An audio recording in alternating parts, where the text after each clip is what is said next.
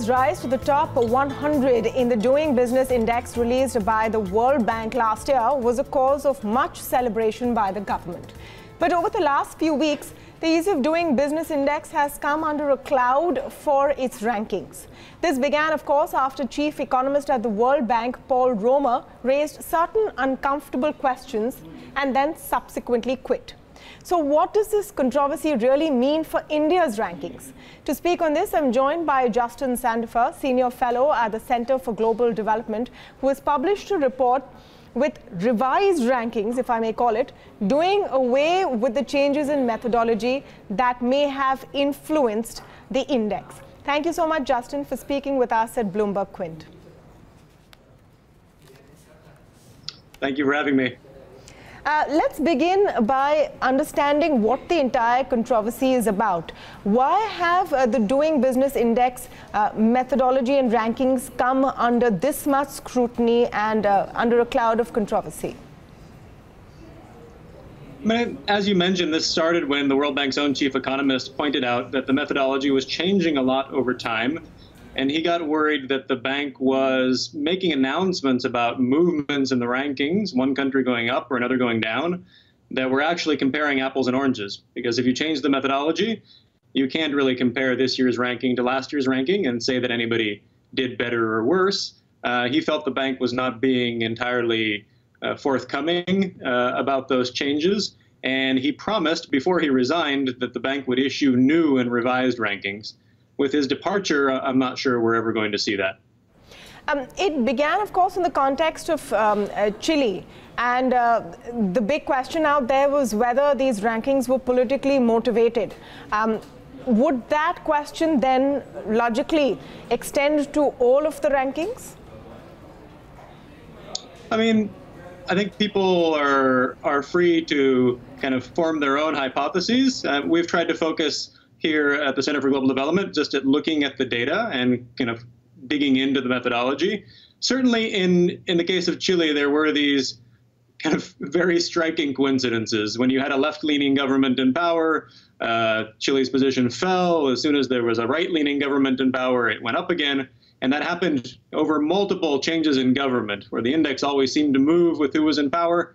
And when we went back and looked at the underlying scores, it seemed like if you held the methodology constant, those movements weren't really there. It was changes in methodology that were moving the rankings with the political winds. And that's what kind of led us to dig in a little bit to India, one of the countries who surged up the most in the rankings under the current government. And there, our analysis led us essentially to the same conclusion, that if you didn't make these changes in methodology, you wouldn't have seen this big jump in the ranking for India. Let me come to this in a little bit more detail, and perhaps you can explain this to us. What are those changes in methodology that have actually, in your view, moved India's rankings up more? It's a little bit too many to enumerate here. The Doing Business Index covers several different domains, everything from tax to business registration. Previously, they had labor regulations included. And in each of those, there are several sub-indicators. So in total, you have dozens of pieces of the index. They've made some changes to how the tax rules are measured, to how bankruptcy regulations are scored. But there have been small tweaks to a number of the indicators. And one of the kind of remarkable things about the Doing Business rankings is because it's a ranking and many countries have very similar scores, a tiny shift in your score can change your ranking quite a bit. So the rankings are actually quite fragile. Minor tinkering around with the weights and the indicators can lead to fairly massive changes in the rankings. Well, as per your research, if those methodologies or those changes in methodology were removed, what would India's ranking be? So, every choice of methodology is somewhat arbitrary, and we can debate about this. But so what we found is if we tried to smooth out the changes in methodology that have happened over the whole course of the life of the index, that instead of India in 2017 to 18 moving from 130 up to 100, it would have started closer to about 119 and moved up to about 114. So still a movement in a positive direction, but kind of a small and modest movement. And in the years prior, since the current government came to power, there would have been no improvements in the previous 2 years, whereas the official scores show kind of a continual rise. 2015 to 2016 had a rise as well. So instead of a jump of 30 points last year, we found a jump of about 5 points. Okay. To talk about what these rankings actually mean in the real world, and I'm saying that quote unquote, because they're used usually by governments, by investors to say that, look, we're doing much better in making business or conducting business in a more easy way in our country. So would it be fair to say that India did improve under the current government, but perhaps not as much as was made out to be?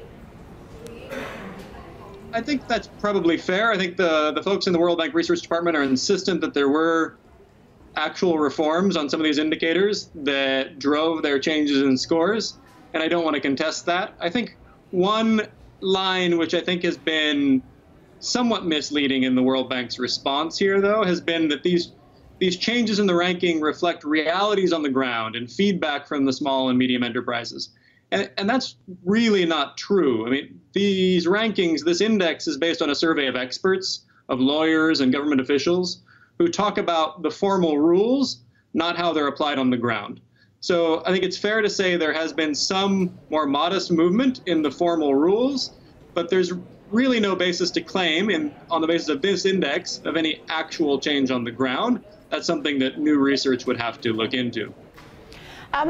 Just a counter question there, and this I'm sure is something you get from a lot of critics perhaps, is that if a methodology is changed or a set of measures or attempts to measure this index is changed, it would then apply equally to all the nations who are being looked at. All things being equal in relative terms, it would still have a fair reflection of what has been going on and which nation has changed its rules or has improved its environment compared to others. All things being equal, the ranking stands, doesn't it?